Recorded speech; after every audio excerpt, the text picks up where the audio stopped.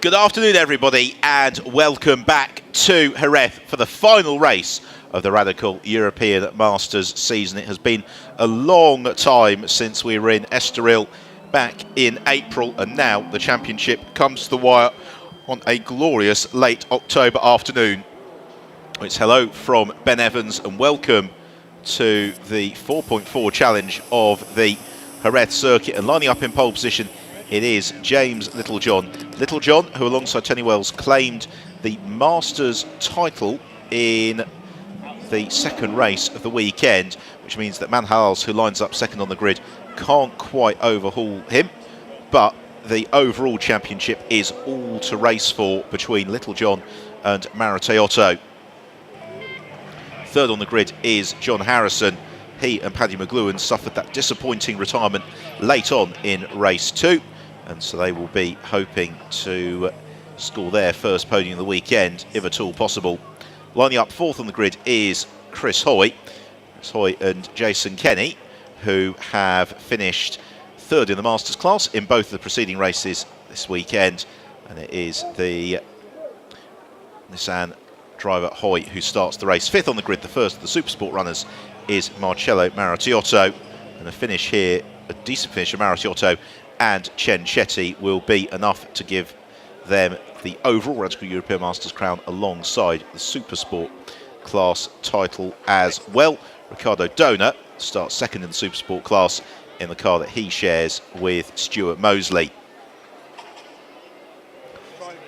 Seventh on the grid, the third Supersport runner is Brian Caldwell. He and Bradley Ellis had a great finish earlier on today in the Supersport class. And so Brian will be looking to repeat that form into this final race of the year. And then completing the fourth row of the grid, it is James Robinson in the car that he shares alongside Jack Manchester. Thumbs up from Robinson.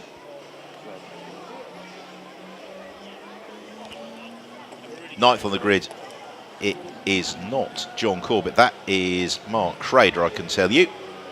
And Crader due to line up in 11th place. I just wonder if we've possibly lost a few. Well, there's John Corbett coming to his position. So 10th on the grid, it is Andrew Ferguson, car that he shares with brother Jeremy. And then moving back to 13th on the grid, the American Jim Booth, who's been one of the stars of the season so far. Not been such a brilliant weekend this in Jerez for Booth, but he will be hoping to finish the year on a high. As will Ollie Hancock in the car that he shares with Mark Hignett. Hignett doing all the early race single-handedly, but Hancock now behind the wheel for this final blast of the season. Here's how they line up in full then. Littlejohn and Alice on the front row of the grid from Harrison and Hoy, then Marotteotto and Ricardo Dona, Brian Caldwell and James Robinson, John Corbett and Andrew Ferguson, Mark Crader and Ollie Hancock. And then Jim Booth and Theodore Olsen with John Caldwell to complete the field. John, of course, who had the disappointment of that first lap collision with Jason Kenny in race 2 after Caldwell was tipped into the spin by Marcello Marotteotto. And talking to Kenny after the race, he was saying that no damage whatsoever to the Spider, but it completely munched the front of the SR3 of John Caldwell. So it's now a long race. There is the mandatory pit stop between 25 and 35 minutes. And we've got the two classes, the Masters class for the SR8s on RSX Spiders and the Supersport class for the SR3 RSXs. If you haven't seen any of the races so far this weekend, there has been incredible parity really between the classes, particularly some of the slightly slower Masters class cars being badgered through the corners by the Supersport runners, who are then unable to make any moves stick because they get passed down the straights, particularly by the Spiders, which are so potent in a straight line. So the grid being cleared, and then they will be off onto their green flag formation lap for the final time this year. It has been a 7-round tour around some of Europe's greatest circuits. We started in Estoril, we went to Spa in May, Ricard at the start of June, Silverstone in late July, Donington Park in the middle of August before heading on to Monza at the start of the month, and now the year finishing in Jerez, and hopefully it will finish in some style. We had two fantastic races so far this weekend. but this one will determine the outcome of the overall championship. If Maritiotto and Cencetti stay out of trouble, the crown is theirs. If they encounter some problems, then Wells and Littlejohn are those who are most likely to benefit. So away they go onto the formation lap, the blue and white car of Littlejohn leading the field around, and given that it's Manhalalos who is starting instead of Alex Capaldi, we would anticipate during this first half of the race that Littlejohn is probably going to run off into the distance and hide, but then we'll have a good scrap for second between Alos, Harrison and Hoy. Amongst the Supersport runners, well, Maritiotto and Donut and Brian Caldwell, James Robinson, all a level of parity in their performance, but we might expect Ollie Hancock to begin to join into that scrap as well. And possibly John Caldwell, who was flying in race one. So it should be an intriguing 60 minutes or so of racing. It's certainly going to be one where the drivers are going to be feeling the strain a little bit, because this is their third hour-long race of the weekend. It's a circuit that offers very little respite, and so we can anticipate the driver fatigue could start to come into play as well. So down the back straight, out to turn 5, and then towards the hairpin at turn 6. Chance to get a little bit of heat into the Dunlop tyre, but again, making the tyre work for the full 60 minutes has been another real challenge for the weekend, particularly for the SR8s, and we started to see Manhalalos moving around a fair amount in his stint. The same for Harrison and McGowan. It's not been such an issue though for the Spiders. So for Chris Hoy and Jason Kenny, they have had remarkably consistent race pace throughout both the preceding races. Obviously, being multiple Olympic cycling champions, driver fitness is not a particular concern in that department. And also, former Chris Hoy, now a Le Mans 24 Hours racer, Jason Kenny, beginning to build an impressive motorsport portfolio as well, having raced Ginettas and Radicals in the United Kingdom, and now stepping in to European competition as well. Some great overtaking moves from Kenny during the earlier race. So towards the end of the formation lap, the field about to bunch themselves up side by side behind the pace car, and so it will be the responsibility of Littlejohn to manage the pace as they come out of the hairpin. It's a short sprint towards turn 1 so far this weekend, except for a spin for Stuart Mosley. They've all safely made it through the first turn. And the earlier race was mechanically attritional, but the good news is that they're all back out there for this final fling of the season, as the pace car slows them right down into the hairpin. And then we'll pull across at the last possible moment to allow the race to get underway. It's the blue and white car of Littlejohn, the white and black car of Manhalalos, the orange and white car of Harrison from the black and white and green car of Hoy. They're the ones to look for into turn 1 as we wait for the red lights to flash out, which they do now. And already lots of jostling for position, particularly Jim Booth and Andrew Ferguson, as they charge uphill towards the first corner. Alos looks to threaten Littlejohn. Hoy challenges to the outside of John Harrison, and he makes it stick. They're all cleanly through into turn 2. It's Littlejohn, Alos, Hoy, Harrison, Corbett. So they will shuffle their way through. Andrew Ferguson's also made a good start, as has Ricardo Dona. Marcello Maritiotto has been passed by James Robinson. So now John Harrison looks to try and line up the pass on Chris Hoy, but Hoy, as he comes out of turn 5, will be able to stretch the legs of the Spider down the back straight. And that's exactly what he manages to do. Dona leads the Supersport class, Robinson is second, and Brian Caldwell looks to challenge Marcello Maritiotto for third in the Supersport class. They've got Jim Booth trying to pick his way through the hole, and Caldwell able to gain the position. Both Brian and John Caldwell under the expert tuition of the former British GT champion Bradley Ellis this weekend. Ollie Hancock also trying to gain some ground in the early stages. As Robinson now thinks about the move on Ricardo Dona for the lead in the class in the race overall. Littlejohn already trying to ease away from Alos. Then it's Hoy in third, Harrison fourth, fifth for Corbett, sixth Ferguson. Then we're in amongst the Supersport runners as Ollie Hancock peeled out, looked to the inside of Marcello Maracchiotto. Maracchiotto sticking to his guns through the hairpin to the end of the lap.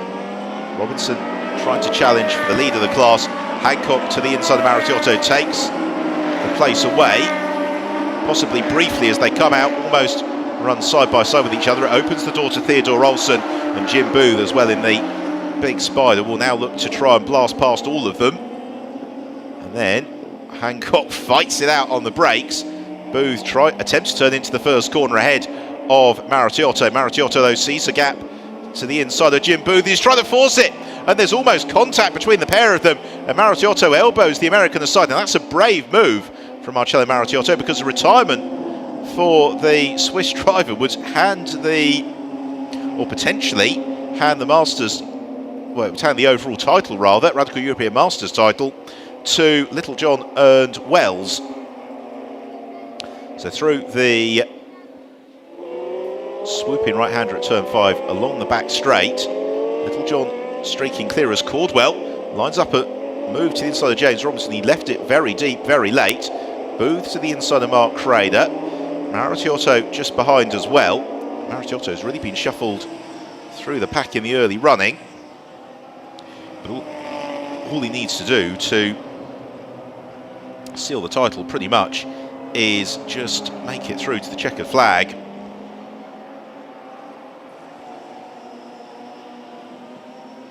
So into turn 9 and 10 for the Supersport front runners out of the chicane for the fight for third. But Ricardo Dona, the black and silver car, leads the Supersport fight from Brian Caldwell, the red and black car. Then we've got the white and red entry of James Robinson. Then we've got this queue forming behind Jim Booth, which is everybody from 12th to 15th. Littlejohn leads 4.2 seconds over Alos. Alos 3 seconds ahead of Hoy, who has still got behind him John Harrison. Side by side between Hancock and Robinson. Ollie Hancock trying to make the move on James Robinson. Robinson has got the inside line for turn 1 and feels absolutely no compulsion to jump out of Ollie Hancock's way. Hancock instead thinks about looking to the inside at turn 2, and he's going to be able to sneak past here. He pushes Robinson out wide. That opens the door for the Scandinavian champion Theodore Olsen in the black and orange Zero car, and Olsen goes around James Robinson and now takes his turn to challenge Ollie Hancock as Brian Caldwell is busy applying the pressure to Ricardo Dona at the very head of the class. Onto the back straight. It's great to see the leading 5 cars in the Supersport class all jostling with each other, and for the first time this weekend they're not maybe being backed up by a Masters class car. They're able to fight it out amongst their own pace. The race lead Littlejohn on his third lap. Romping clear. Here's the fight for third between Hoy and Harrison. John Harrison is going to be thwarted, one would suspect, for several laps here behind Chris Hoy, because whilst the SR8 is maybe a little bit more agile than the Spider through the corners, the Spider has got the straight line speed advantage over the SR8. So as long as Chris Hoy is able to keep things tidy, it's not going to be a huge amount that John Harrison can do without risking a move. And Hoy covers the inside line into the hairpin. Harrison looks the outside line, hoping for the switchback. Hoy now can just plant the right foot and hope to ease away from John Harrison. Little glance into the mirrors. And the Spider moves 3 car lengths or so ahead of the orange SR8 as they head through the first corner for the 4th time of asking. Arriving into turn 2. Instance later, Hoy slightly offline, heading towards turn 3. But it doesn't present an opening for Harrison. Again, it's these slightly quicker corners that favour the Spider. Into turn 5. Again, Harrison thinks about shadow boxing to the inside of Hoy. Hoy just rolls out down the back straight. This battle now some 4 seconds adrift of Manhal Alos and almost 12 seconds adrift of the race leader James Littlejohn. Through the hairpin. Chris Hoy, Jason Kenny, they've not really put a wheel wrong all weekend. Less the spin for Hoy in race 1, and that is always the real trick in these hour-long races, is just keeping that level of concentration as it needs to be. Alos in second place has already lost sight of James Littlejohn, who is 8.5 seconds up the road midway through this 4th lap of the race. But the Supersport battle is very much on. It's still Donut from Caldwell, from Olsen, and Caldwell looking to the inside of Ricardo Donor, and as Caldwell tries the move, it opens half a door to Theodore Olsen. James Robinson sitting there in 4th, just watching and waiting, as again to the inside Theodore Olsen looks to challenge Brian. Oh, there's contact, and around goes Brian Caldwell, tagged by Theodore Olsen. They should all be able to pick their way past him, and Brian Caldwell will be thoroughly frustrated with that. Olsen was anxious to get through. Caldwell shut the door. Maybe after the point at which Olsen had committed to the move, there's not a lot you can do at that point. Here's another look at it. Olsen to the inside, Caldwell across. Just wonder if Theodore Olsen was actually in his blind spot, because it wasn't as if Olsen was halfway alongside. Yeah, there you see. Front splitter into the tail of Caldwell's car, and around he goes. Hopefully not too much damage either for Theodore Olsen. Back to the fight for 3rd. Hoy and Harrison remain much as they were. And the trick here for John Harrison is, can he try and force Chris Hoy into making a mistake? If Hoy just sticks to the racing line, plays to the strengths of the RXC Spider, it's not going to be a huge amount that John Harrison can do about overhauling him. Hoy looks through turn 8, tries to pick his exit point, gives Harrison the chance to challenge. Well, there was a glimmer of light there to the inside at turn 9, but with some 51.5 minutes of racing remaining, John Harrison's not going to win any prizes by trying to force a pass early on.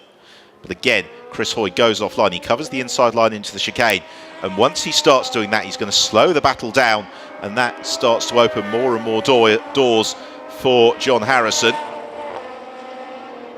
And Harrison would have liked to have challenged the inside into the hairpin again. Hoy with the track position. Doesn't leave space to the outside for Harrison on that occasion. Down the start and finish straight. It's going to give about 3 seconds of respite to Hoy, as he's able to rebuild that buffer out to 3 or 4 car lengths. Swoops through the first turn. Great wheel-to-wheel dicing between the pair of them.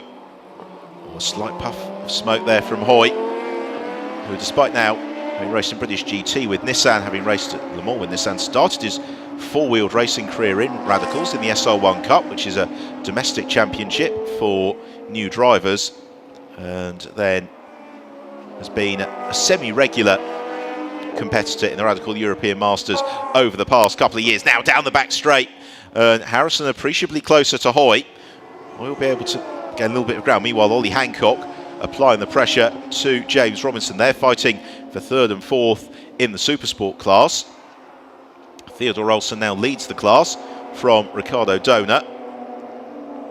And then it's the white car Robinson, the blue machine of Hancock. And Ollie Hancock's got a good run here on James Robinson down the back straight. And he should, with the advantage of the toe and a little bit of a headwind, be able to move clear of Robinson, except Robinson was able to box in Hancock behind Donor. Ollie Hancock still wants this, and now Robinson surely has to concede, as the inside line for turn 8 is Ollie Hancock's. He finally gets past.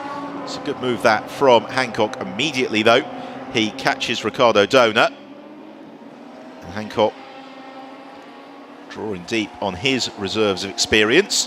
Thought about an immediate challenge to Ricardo Donor, which is sometimes, to avoid being caught behind someone for several laps in succession, it's the easiest way to gain a little bit of ground. But Ricardo Donor, another driver who's been at the forefront of the Radical European Masters for several years now, but he runs a little bit wide. It opens the door to Hancock, who goes through up into 2nd in the class. Robinson now fights Donor for 3rd.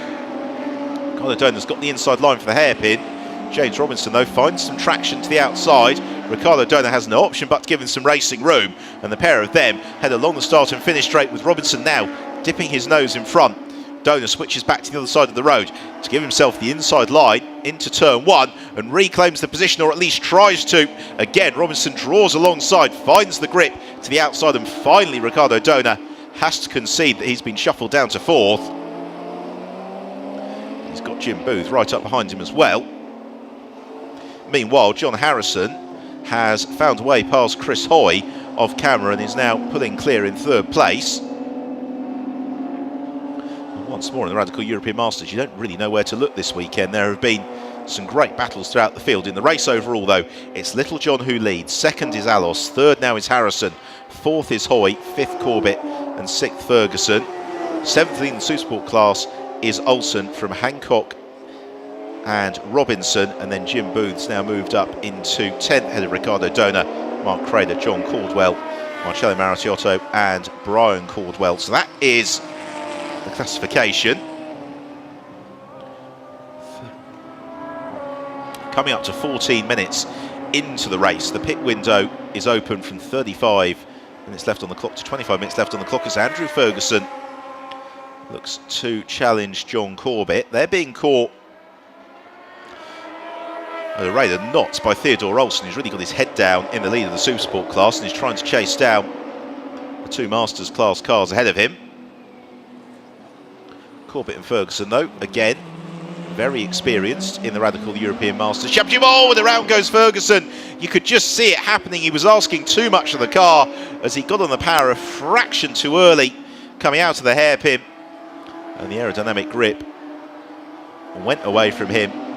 Oh, and he's not made a brilliant job of recovering that either, Andrew Ferguson. And if he has got himself bogged down, which he hasn't, thankfully, I hope he recovers that, otherwise that is a cast iron safety car. At the front of the field, James Littlejohn now leads by almost 20 seconds from Manhal Alos. Alos further 6 seconds ahead of Harrison. Harrison has opened up 5 seconds already over Chris Hoy as Andrew Ferguson gets back into the fray after his spin. And here's another look at it. And you can just see the precise moment the aerodynamic grip goes away from him, which is there. And once the rear of the car starts to try and overtake the front of it, all that Andrew Ferguson can do is get on the brakes, stop it spinning round into the wall.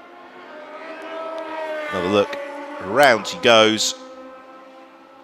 So he drops down to 15th position. Manhalos, here he is, 2nd place as we approach 1/4 race distance. Little John, the race leader, has already been and gone, and is quite some way up the road. At last lap from Little John, a 1 minute 45.3. Manhal Alos, a 1 minute 49.7. So he's 21.7 seconds back from Little John. That's going to be quite the deficit for Alex Capaldi to overhaul from Tony Wells in the second half of the race. But it could be done. This is Little John, the race leader. If he can, chasing a clean sweep this weekend, him and Tony Wells. They've had a couple of weekends this year where they've been able to win 2 races. They've not had a weekend where they've won all 3. The success seconds could make that a little bit more of a challenge, particularly with Paddy McLuhan to take over from John Harrison in the second half of the race. Meanwhile, Theodore Olsen has already moved clear of John Corbett, and Corbett now coming under threat from Ollie Hancock. There's Hancock, the blue and white car. Well, you could say with him doing the first stint in this race, that's Hancock's half hour, as he looks the inside of John Corbett. Corbett shuts the door and will now ease away down the back straight. And for Ollie Hancock, he's far too distant to force the move on the Masters class car into the hairpin. On towards turn 7, and the battle amongst Supersport class has rather settled down. 3rd in class, James Robinson, is now well clear of Jim Booth, and the 4th Supersport class runner, which is Ricardo Donor. So after a fairly frenetic opening quarter, the race just beginning to establish a little bit of a rhythm. The battle that's probably worth keeping an eye on, though, is for second and third, because Manhalalos is catching John Harrison, or rather John Harrison is catching Manhalalos very quickly. As again, Ollie Hancock through the corners, immediately up with John Corbett, draws alongside the Spider, and then Corbett able to race away, and Hancock losing some time and momentum. It allows James Robinson to close up onto his tail once more. Just to put the pressure on as they head out of the hairpin, off on to the start of their 10th lap of the race. Second and third in the Supersport class. Little John's lead over Alos, 24 seconds. John Harrison in third. He's now only a couple of seconds back from Manhalalos. And then Chris Hoy has faded a little bit in fourth. Once Harrison's passed him, he's now 10 seconds back from John Harrison. Fifth is the Supersport class leader Theodore Olsen. Sixth is John Corbett. And that's the battle we're watching for 6th, 7th and 8th. As Ollie Hancock, the second Supersport runner, trying to come back at John Corbett once more. James Robinson, there he is, watching and waiting.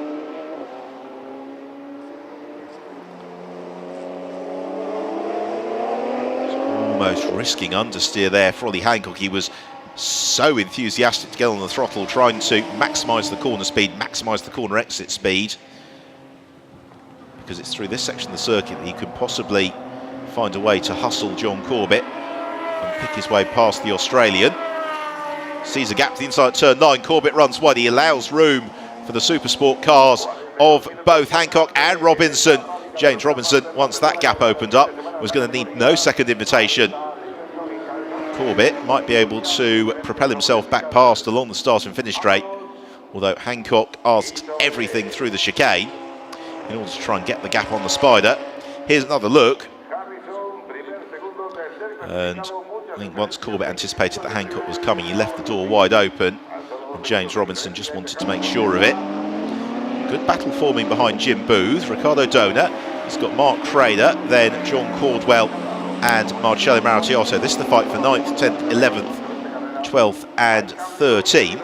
So again, the Supersport cars running as a bunch, bottled up behind one of the Spiders.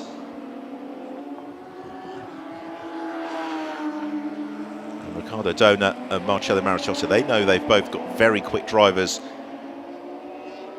poised for the second half of the race. Same for Mark Crader.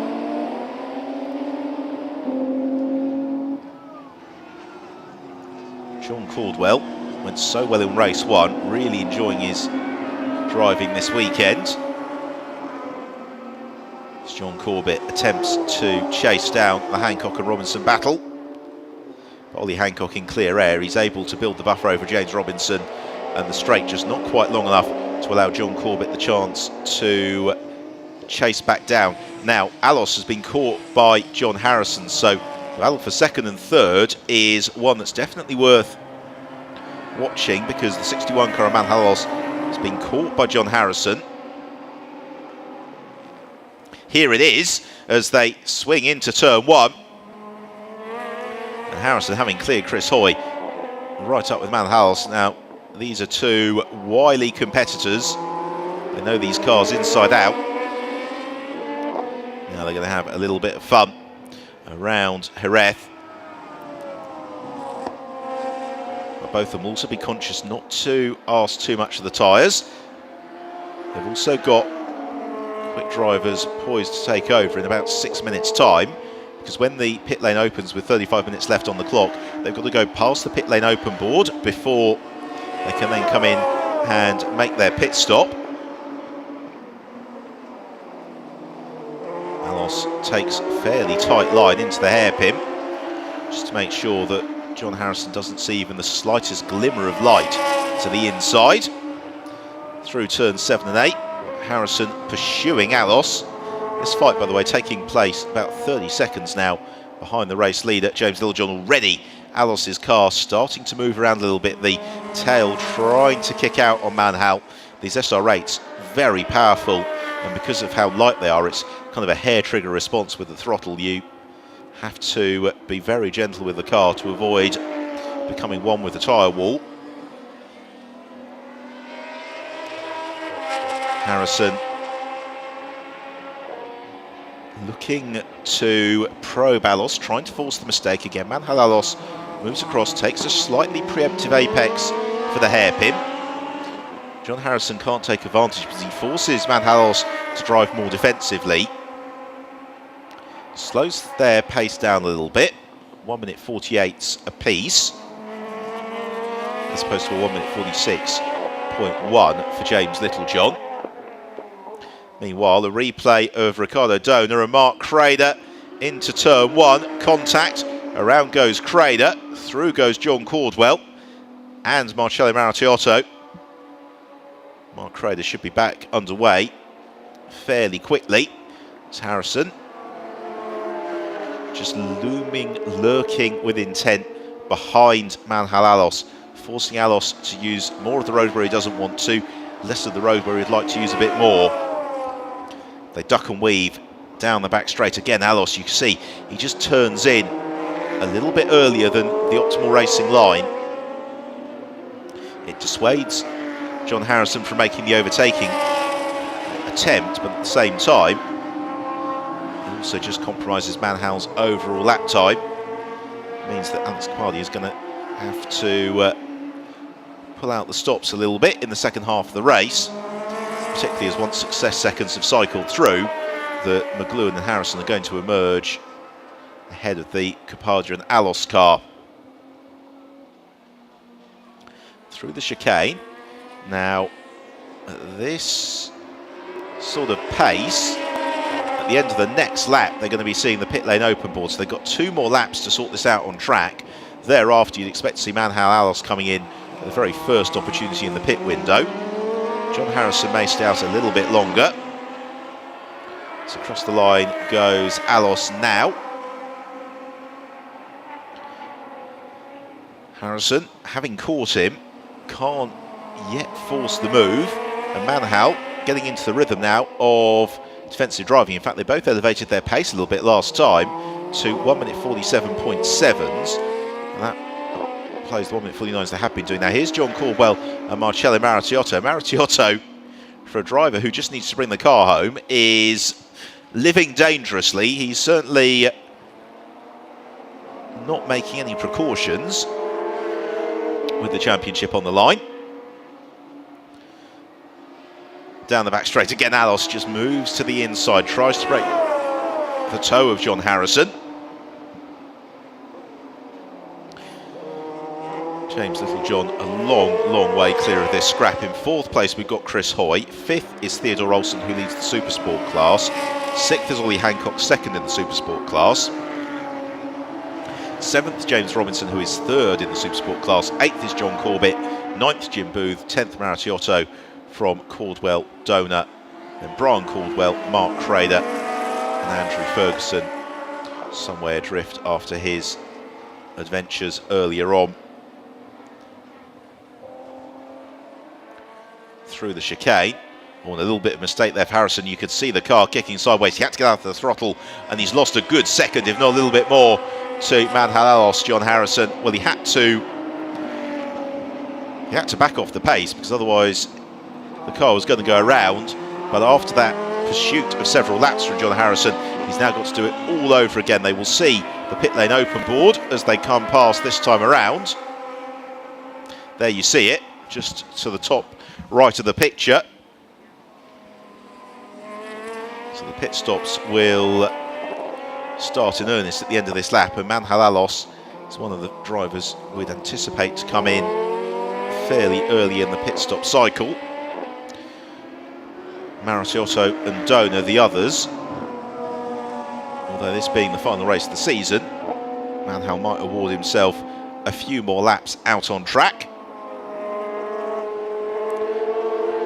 And why not in the autumnal sunshine of Jerez, with the Masters Championship settled in favour of Wells and Littlejohn. Alos can really enjoy this race, such as is possible with John Harrison sniping at his tail. Into the left-handers again, and Harrison, after that mistake, only 2/3 of a lap ago, he has almost immediately cruised up to the tail of Manhalalos. It shows the pace that Harrison's able to draw from his car relative to that of Manhalalos. Here comes the squabble in the Supersport class. John Caldwell has reclaimed the position from Marcello Marottiotto. They've both shuffled Ricardo Donut down that pack. As Harrison chases Manhalalos into the chicane. Now that's much better from John Harrison, right up behind Manhalalos. Is Manhal going to duck towards the pits this time around? Yes, he is, no question about it. So Alos peels in from second place. It releases John Harrison to almost have a spin, but then with a little bit of clear air, what can he do? Now here's a look of the pass from John Caldwell on Marcello Marottiotto. Slight error from Marottiotto, car washing out underneath him. James Littlejohn, the race leader, 35 seconds his advantage. As to a halt comes Manhal Alos. Out gets Manhal. In goes the fuel.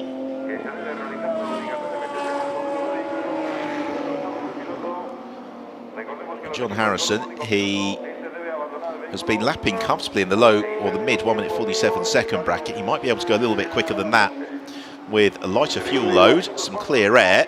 The tyres will be slightly second hand. Replay of Chris Hoy. Oh, is it a spin? Not quite. All crossed up and sideways from Hoy. Into the pit lane as well comes John Corbett. Here comes the train of Supersport runners. They've got the race leader Littlejohn in and amongst them. Booth to the pits. Marottiotto, Donut and Caldwell also in. But John Caldwell continues on his way and kicks sideways, coming out to the hairpin. James Littlejohn now darts around the Supersport runner. So the race lead Littlejohn helped through a fairly substantial gaggle of traffic on that occasion, by most of them electing to take themselves into the pit lane. As we approach half race distance, Littlejohn leads from Harrison and Hoy. They're yet to make their pit stops. Theodore Olsen leads the Supersport class from Ollie Hancock and James Robinson again. All of them have got their pit stops to go.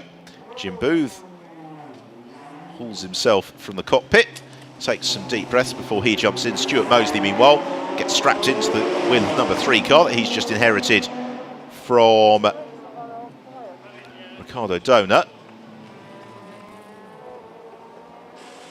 So Littlejohn continues to push at the front of the field. Understand that the Alos and Capadia car has rejoined, as here is John Harrison through the traffic and then into the pit lane to pass over to Paddy McLuhan.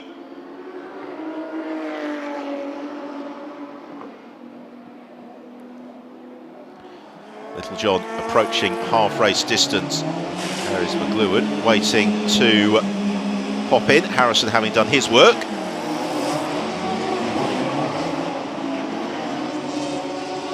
The mandatory minimum pit stop times just keep things safe in the pits. That means that there's no undue taking of risks as Marco Cincetti rejoins the fray.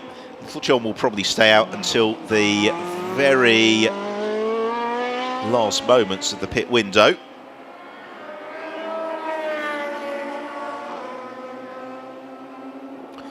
So Cincetti and Mosley rejoined at the tail of the field after the success seconds have been taken into account, so that's going to be worth following in the Supersport class. We've still got about half the field yet to make their pit stop, including the race leader James Littlejohn. And the pit lane doesn't close until they go past the pit lane close board, so it might be, depending on how the laps fall, that Littlejohn will only need to make his pit stop with some 23.5 minutes left in the race. So that will further help he and Tony Wells' cause.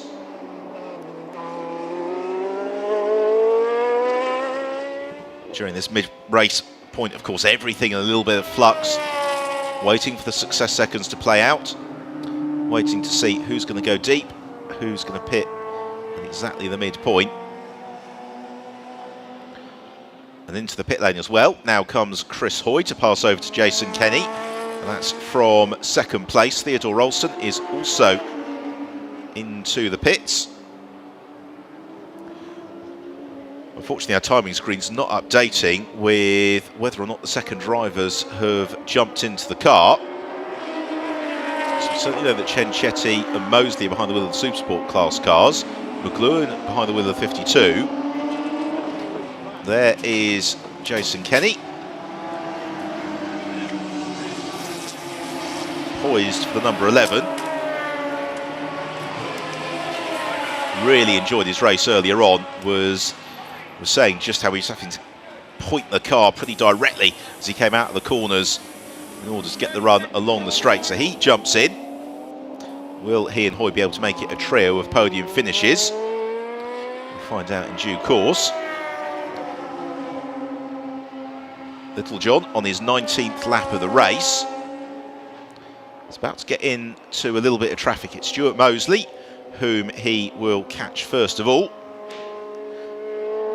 Mosley, of course, to the rear of the pack as a result of the success seconds.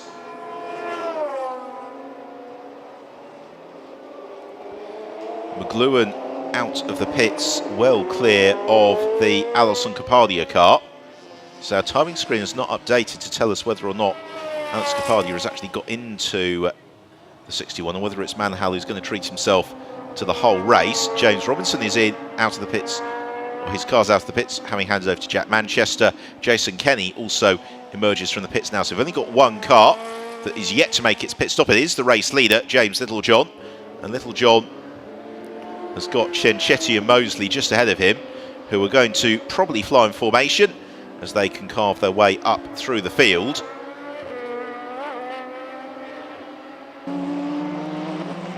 Littlejohn might be advised. No, he's not. He's going to eke out one more lap from his stint, so he's going to make it a 20-lap stint before passing over to Tony Wells. So I think the real question is going to be what can Paddy McLuhan and Alex Kapadia do, and whether or not Littlejohn's been able to build enough of a lead that Paddy McLuhan won't be able to chase down Tony Wells. That's going to be worth following. Already Littlejohn puts the lap on Mosley. The next target is Marco Chen Chetty.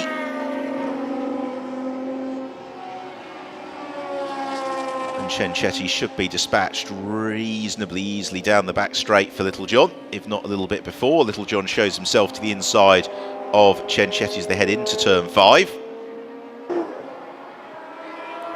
Down the back straight now. And Littlejohn pulls the inside of the Italian. Chen Chetty knows he doesn't need to fight the Masters class car, so just leaves the door wide open.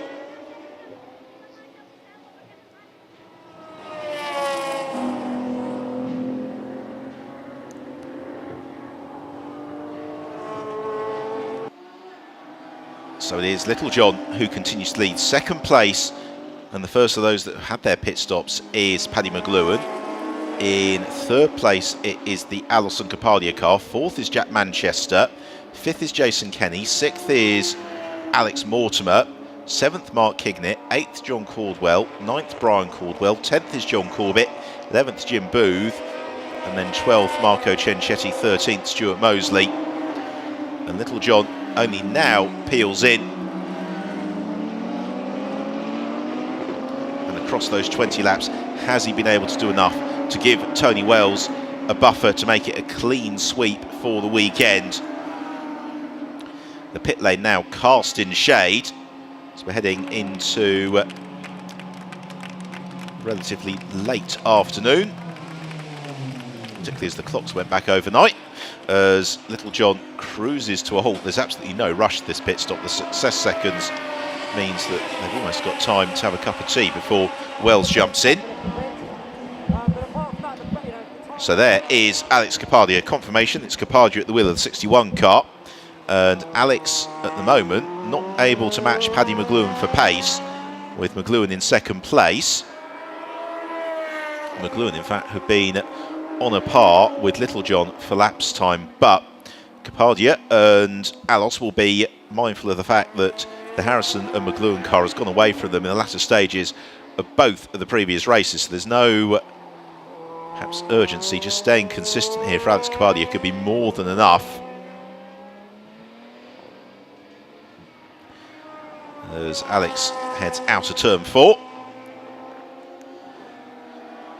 into turn 5. It's been a good season for Kapadia and Alos. They've had a little bit of luck at times that hasn't quite gone their way, but they kept the championship battle going all the way to the final weekend of the year with Wells and Littlejohn.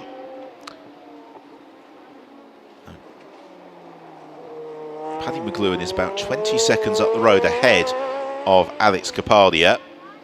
I'm just really wondering whether or not it's going to be McLuhan or Wells who will emerge with the advantage post pit stops. It's going to be a fairly closely run thing just based on the track position here of Alex Kapadia, because Tony Wells yet to signal of having left the pits, and that would be why, because the car won't fire up, and it still doesn't.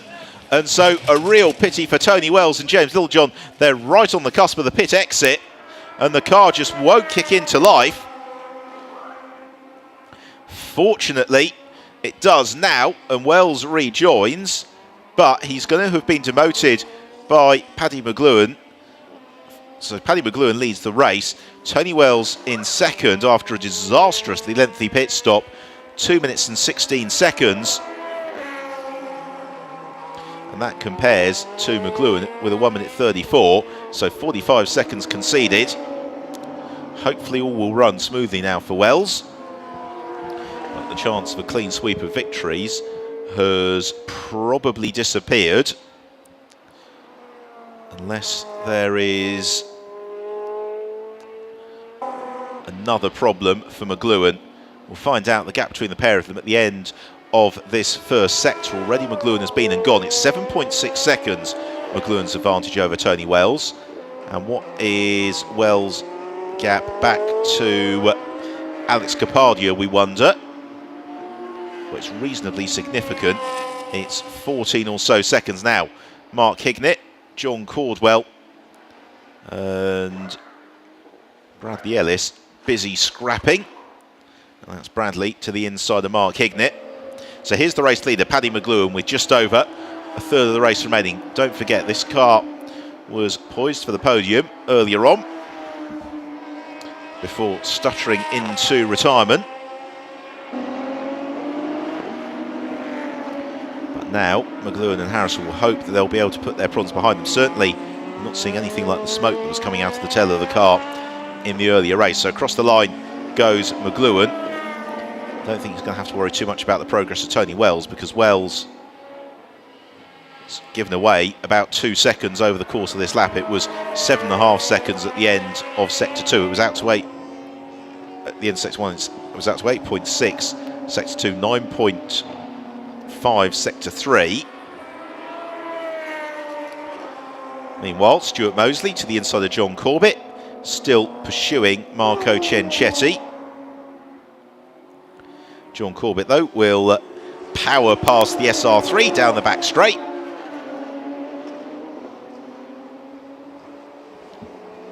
But one would imagine it's not going to be too much of a task here for Stuart Mosley to pick his way past John Corbett. Now, second place for Tony Wells.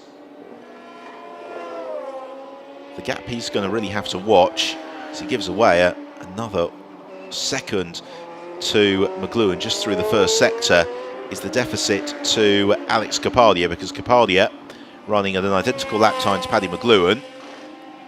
As a result, will be chasing him down, but McLuhan again starting to live dangerously, flinging the car through turn 9. The back stepping out on him. He's got enough of an advantage, Paddy McLuhan. He doesn't need to take any risks here. It's not to say that he won't. It's more that he doesn't have to. Into the final corner for McLuhan. Around he goes, just seesaws the wheel. This to the end of the 22nd lap of the race. It's McLuhan who leads. Second place is Wells. Third place is Capadia. 4th and leading the Supersport class is Jack Manchester. 5th is Jason Kenny. 6th is Alex Mortimer. 7th is Theodore Olsen. 8th is Bradley Ellis. 9th is John Caldwell. 10th is Mark Hignett. 11th Marco Cencetti. 12th Stuart Mosley. 13th John Corbett. 14th is Jim Booth. So that is the current classification. And if you're John Harrison watching these pictures, you just start to be getting a little bit nervous about how much that orange car is moving around again underneath Paddy McGluen. The last thing they want with a reasonably commanding advantage is for anything to go pop.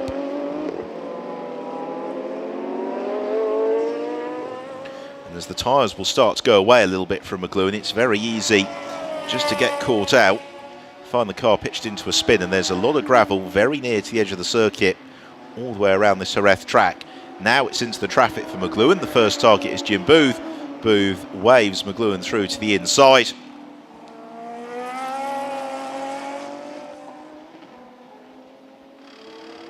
But there's a little bit more to contend with. John Corbett, Mark Hignett, the next two targets. Again, a puff of smoke on the brakes for McGluen. And he just would be advised, I'd imagine, by the team on the radio, just to be a little bit smoother if he possibly can.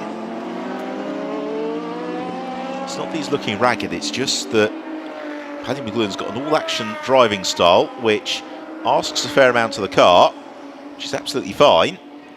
It's just you don't want to ask too much and then yourself end up getting yourself into a little bit of trouble. Into the 24th lap of the race for McGluen.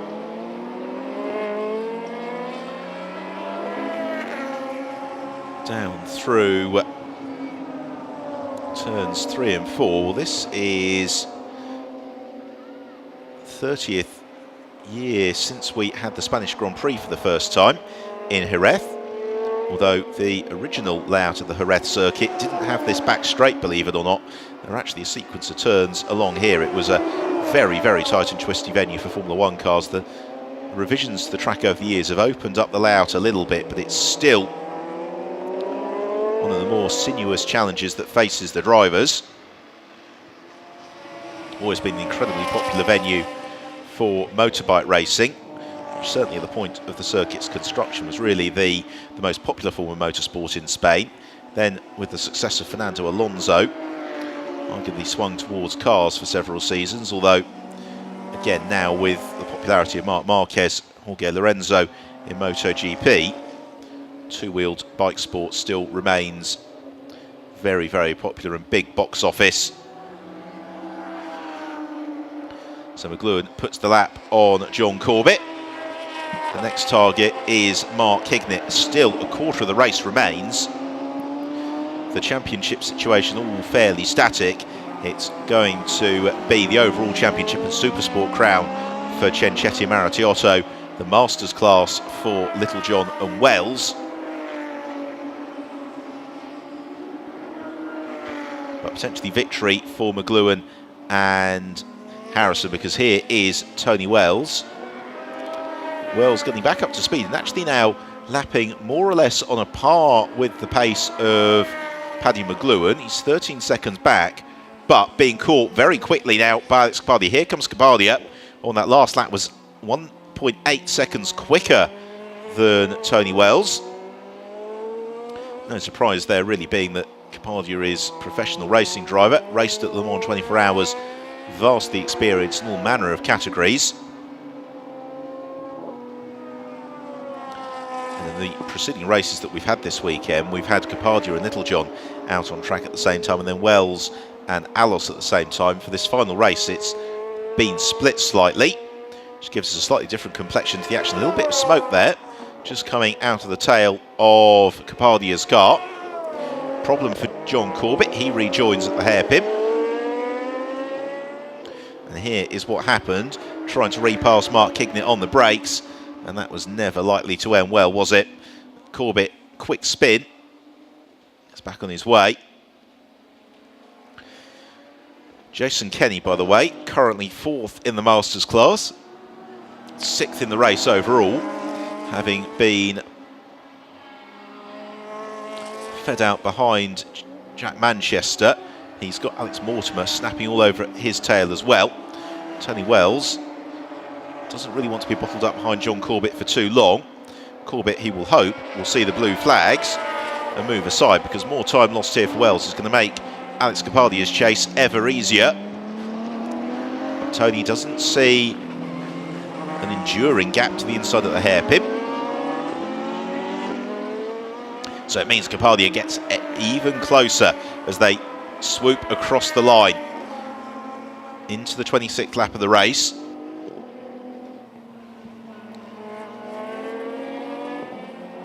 The gap between Wells and Capaldia down to just about 3 seconds, and still Tony Wells thwarted by John Corbett.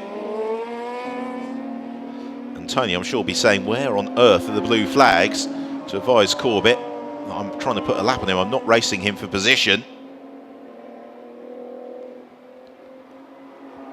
Because you can see just how quickly Alex Capaldi has been able to chase down any remaining differential.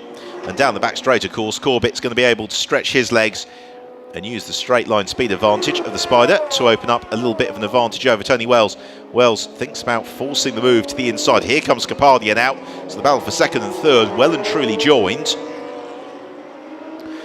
And Tony lost 3 seconds behind John Corbett last time round. And he's going to be losing a similar margin this time through, and possibly second position as well, because now Capaldia right onto terms with Wells, as Capaldia, the car just has a little wobble, tries to step out from him as Capaldia sees the golden opportunity with Tony Wells bottled up behind John Corbett. Capaldia might well challenge into the chicane. Wells doesn't cover the door, but Capaldia thinks better of a risky move. And this has been an immensely frustrating lap for Tony Wells, and will it culminate in him losing second place in the race? Capaldia certainly thinks so. He looks to the inside of Wells. Tony, though, just glides across, shuts the door with a couple of moments to spare. Now Capaldia in pursuit underneath the rear spoiler of Tony Wells as the pair of them flash side by side into first corner. Capaldia to the outside, Wells to the inside, but it means that Capaldia should get the switch back, and indeed he does. Up into second place for Capaldia. Wells demoted to third. They've still got the problem that ails them both of pulling the lap onto John Corbett to be completed. But now that Capaldia is through into second, I would anticipate he's going to drive away from Tony Wells and probably dispatch John Corbett fairly rapidly.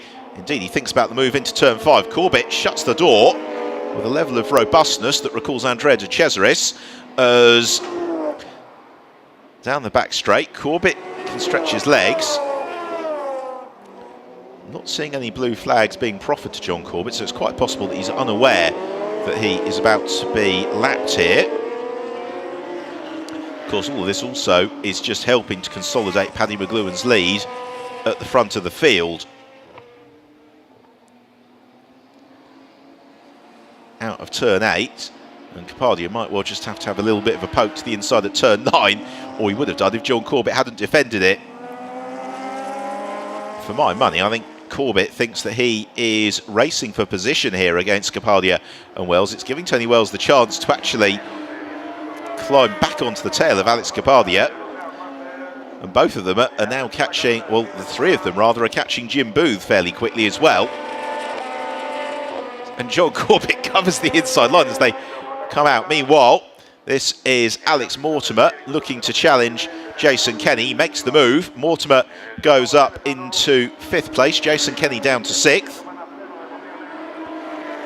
As that promotes Alex Mortimer to 2nd place in the Supersport class.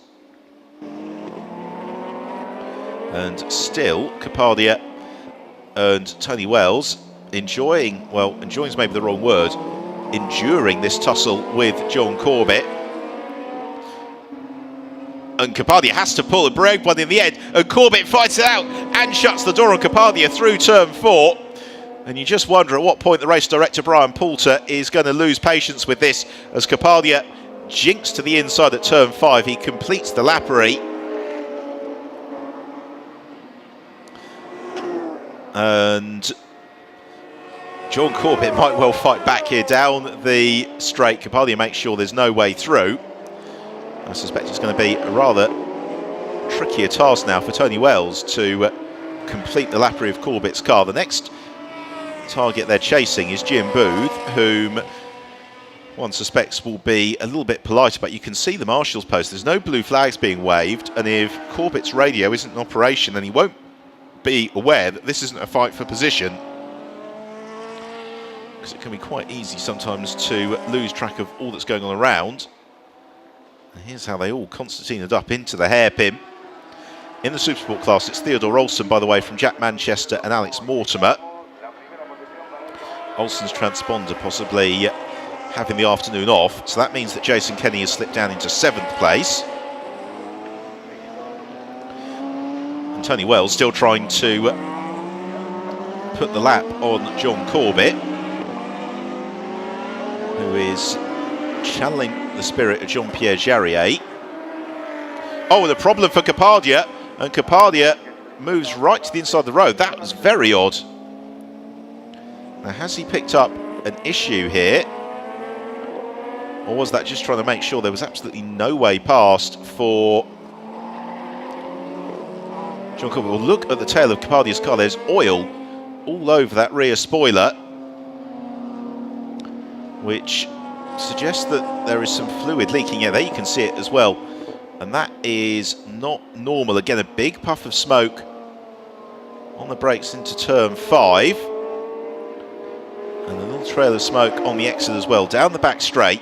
And it's very reminiscent of the problem that befell John Harrison in the earlier race. It was just slightly bizarre the way that Kapadia pulled across on the pit straight. 6.5 minutes to go, and if he can, I'd imagine that Alex Kapadia is just going to do everything possible to make it through to the checker flag. At the same time, you don't want to risk detonating an engine. But Alex, despite the velocity of these cars, will be thinking well ahead of what he needs to do in terms of the mechanics of driving the car. And he comes onto turns with Jim Booth. And does Jim see him? Yes, he does. Again, a little bit of a puff of smoke for Kapadia on the brakes. Yeah, now a lot of smoke coming out as he accelerates out of the corner.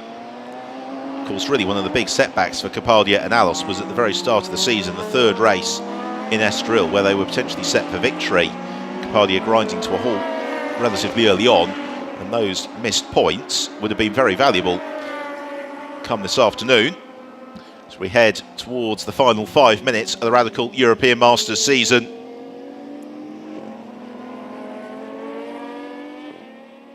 Andrew Ferguson, possibly about to end his season a little bit earlier than that, slithers sideways. He can count himself very fortunate that the gravel comes to a close at that point, as here is McLuhan battling with John Caldwell. Paddy McLuhan out front. He and John Harrison scored victory in the 2nd race of the year in Estoril.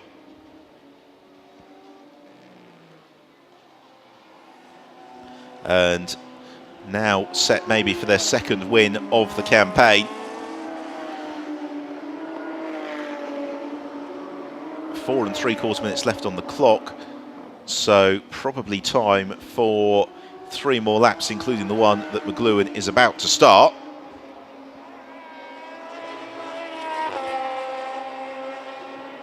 And then the 4th race of the weekend starts, which is the one to the relevant airports, as McLuhan navigates the hairpin, just slides the car. He's got the 20-second lead over Alex Kapadia, so no particular worries here for McLuhan. 2nd place Kapadia, 3rd is Wells, 4th Mortimer, or rather 4th is Mortimer. Theodore Olsen fortunately into the pit, so 4th Mortimer, 5th Manchester, 6th is Kenny, 7th is the Brian Caldwell Bradley Ellis car, Now, what of Marco Ciancetti? His progress has dimmed somewhat. He's currently hovering in 12th place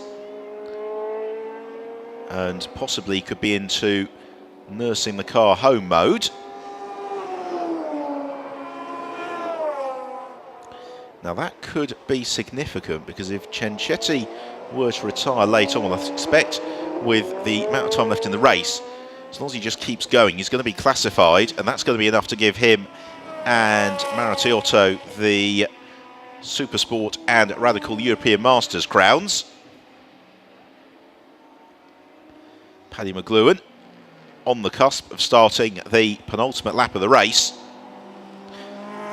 Through turn 9, tries not to spin up the tail of the car, again into turn 10. And the car just looks so pointy as it goes into the corners. He really is being very direct with the steering.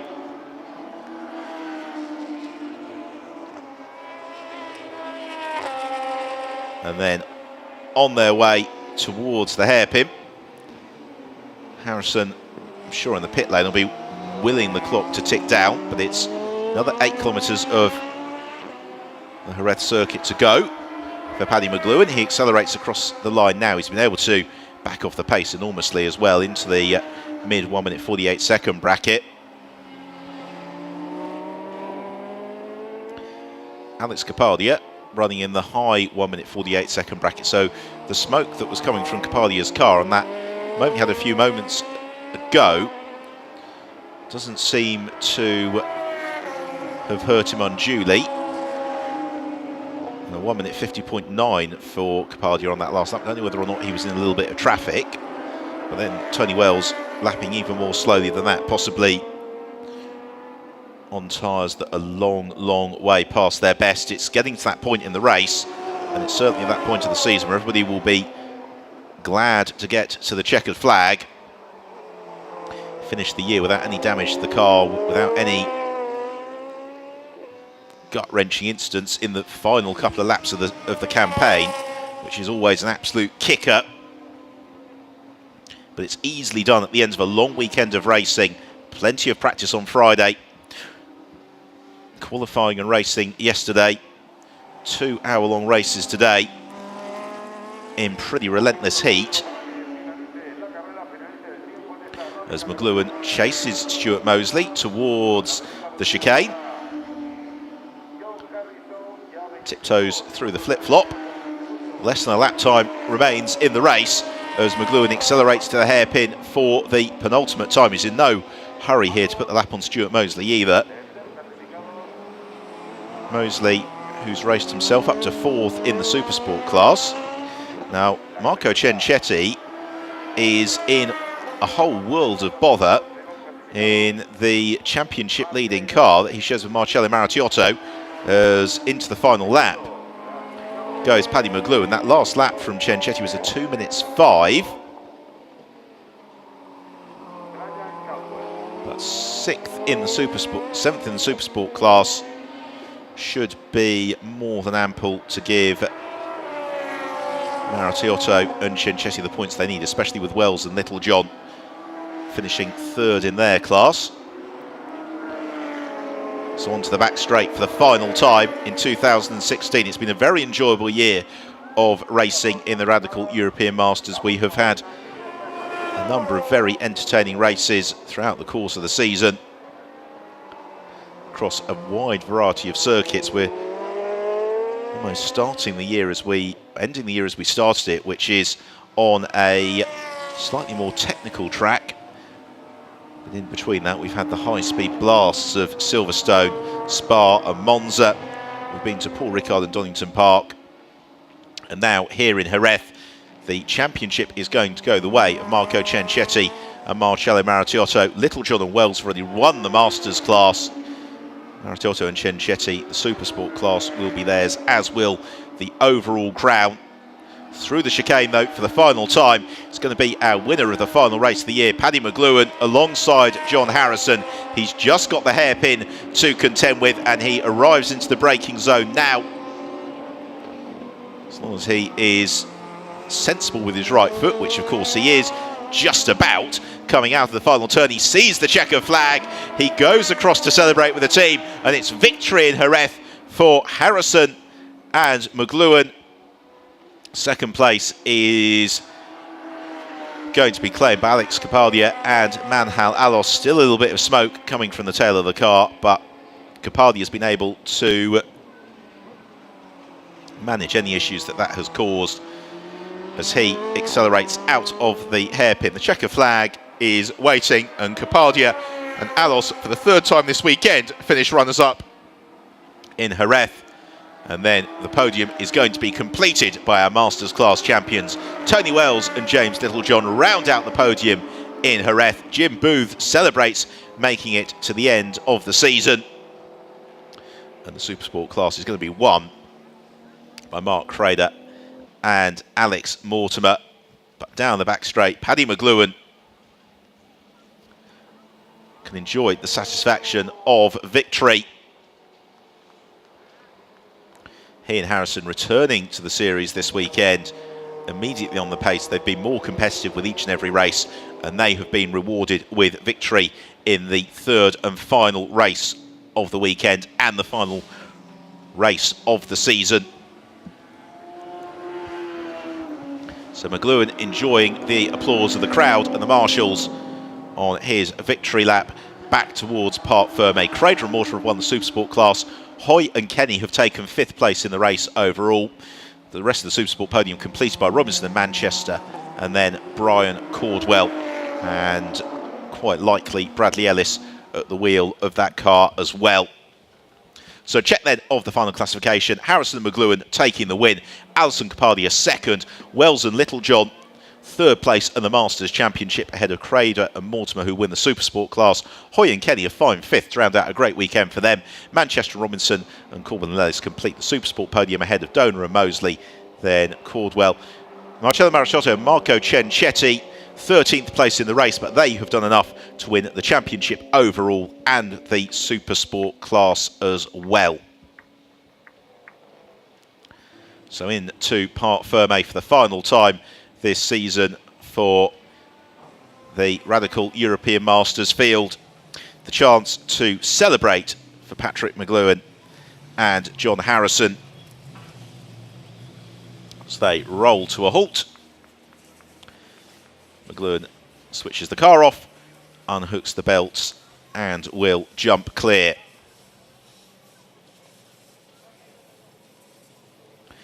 And that was exactly the sort of victory that you want to have, a relatively straightforward run to the flag in the end. Second place for Kapadia and Alos. It's one of those weekends for them. They've just always been there or thereabouts, never quite looked like they were going to take victories. And then Littlejohn and Wells to complete the podium. Handshake proffered by McLuhan to Kapadia, and then Wells rolls in to third place,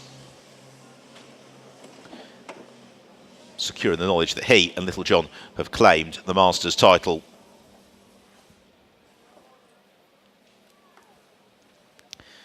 Helmet, hands, device and balaclava off for Paddy McLuhan.